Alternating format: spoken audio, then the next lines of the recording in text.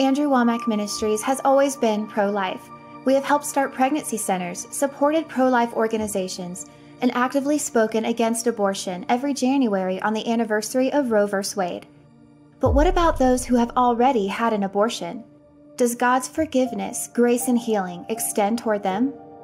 While interviewing Yvonne Smith about her healing journey from breast cancer and multiple myeloma, Yvonne shared with us from her backyard porch how for decades she struggled with guilt and shame from an abortion she had as a teenager, until one day she heard Andrew's teachings. This is a story about how God's love and grace helped one woman from Fort Worth, Texas forgive herself while showing her a sneak peek of who is waiting for her in heaven. This is the grace encounter of Yvonne Smith.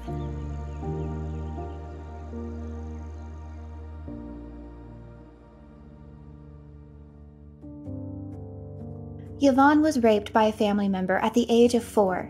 This one event set her on the self-destructive path of looking for love and acceptance in all the wrong places.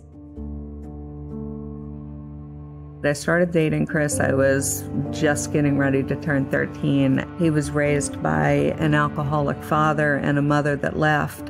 And so you put these two kids together and, you know, it's a recipe for what soon followed. It was probably about 6 months and I was pregnant. Chris's mom said, "You're 13, he's 15 years old. We suggest having an abortion." My mom came in and she said, "Absolutely not. We are Catholic.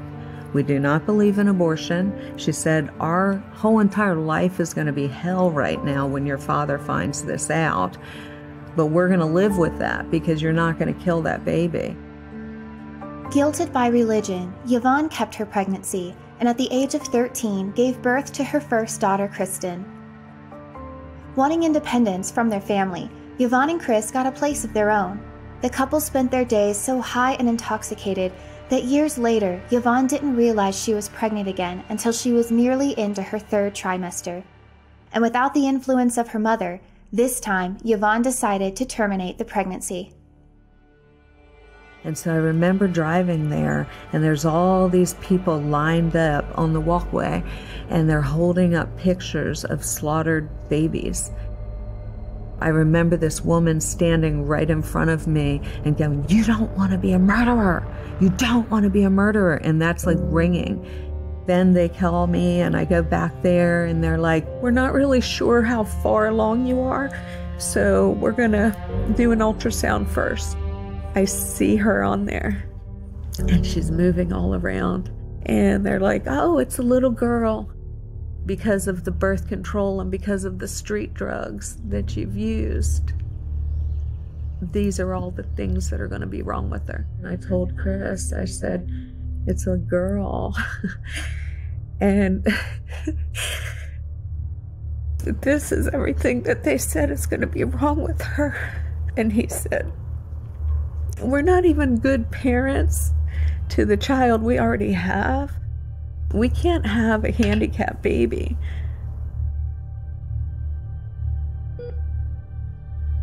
We went into this room, which would have seemed like a delivery room. It was freezing. It was absolutely the worst, most painful feeling I ever felt. A part of me was being ripped out of me. And I'm holding onto the side and I'm shaking and I am so cold and nobody's there. I remember just thinking, is it ever going to be normal? This one decision, made at the age of 19, haunted Yvonne for decades.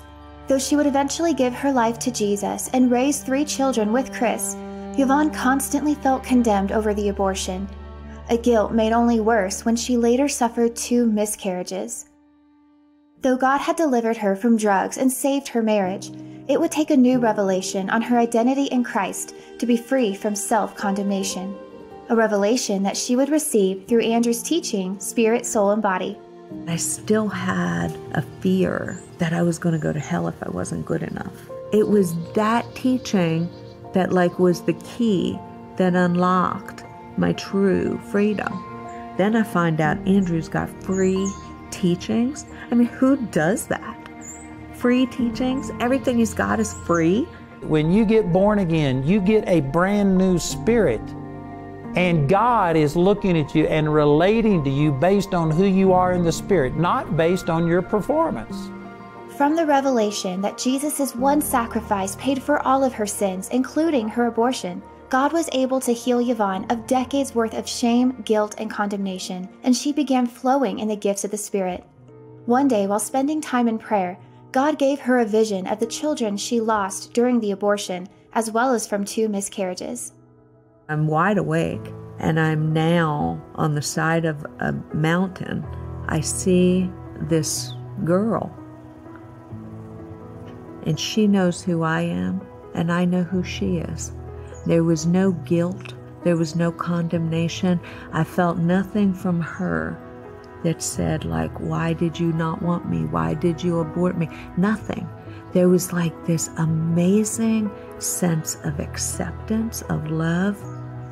The next thing that I saw was me on the side of that mountain with 6 children. The only thing I can compare it to is like that scene in The Sound of Music where they're running down the hill and it's just like this free moment, but it's so much freer. And I knew that God wanted me to let people know He's not holding your past behind you. The future that you think you left in your past, He's holding it right there. And someday, we'll all be together, never again to part. Today, Yvonne and Chris are happily married, and the couple watch Andrew's Gospel Truth program on a regular basis. When she's not busy running a real estate company, Yvonne shares her revelation of God's unconditional love and grace with women who have also suffered shame from past mistakes. You can follow her ministry at vinelifeministry.org. To our friends and partners, we say thank you. Because of your support, one woman from Fort Worth, Texas, was able to receive God's love, grace, and forgiveness from her past, to now go out and help others with their future. Thank you.